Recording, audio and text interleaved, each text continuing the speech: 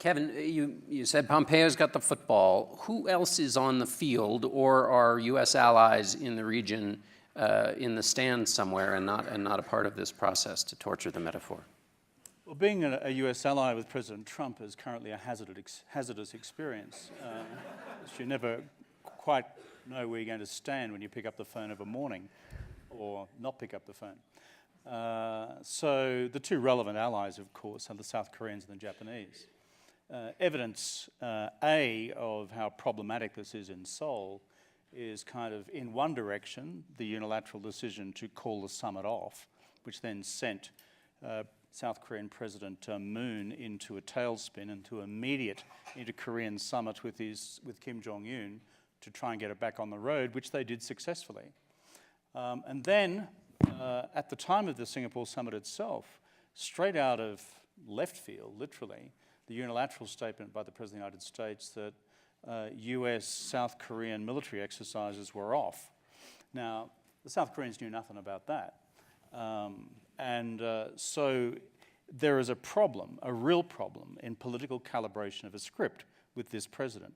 Then you got the Japanese.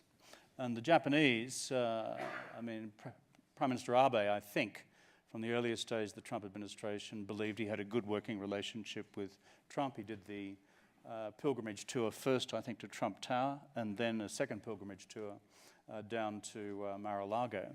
But I think he's found himself in the bleachers as well on the detail of these negotiations.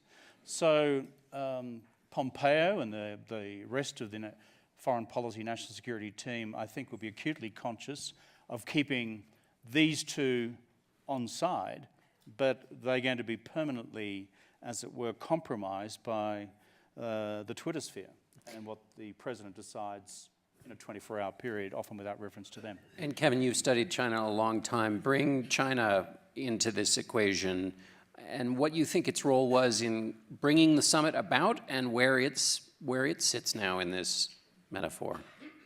I think the Chinese, if you were sitting in Xi Jinping's office at the moment, there'd be a series of high fives about where it's all got to so far. And for these reasons, number one, you've had this really ugly relationship between China and North Korea going back, nearly 10 years, I'd say, Victor, but getting progressively worse since the election of Xi Jinping, who regarded Kim Jong-un as disrespectful, unappreciative young man who didn't understand where his elders were and China's traditional relationship with the North. And so the Chinese then packed into the UN Security Council sanctions, and despite the fact they didn't give full effect to those sanctions, the ones they signed up for and gave partial effect for were much more than they've ever done before.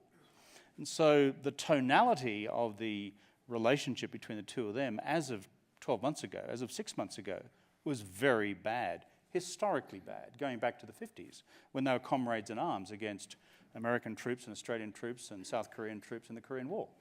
So what happened as a result of this summit is that suddenly the political opportunity to normalize not just the relationship with Pyongyang has come about. You've now had 3 visits by Kim Jong-un to Beijing. We expect there'll be one by Xi Jinping to Pyongyang fairly soon.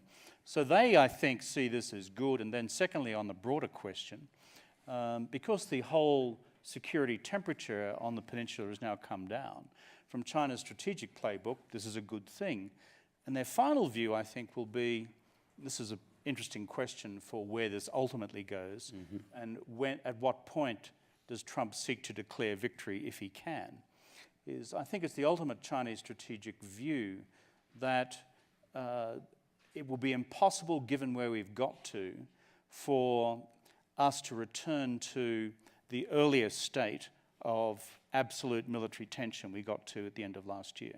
They think that things have now fundamentally changed. So from their point of view, this is all pretty good.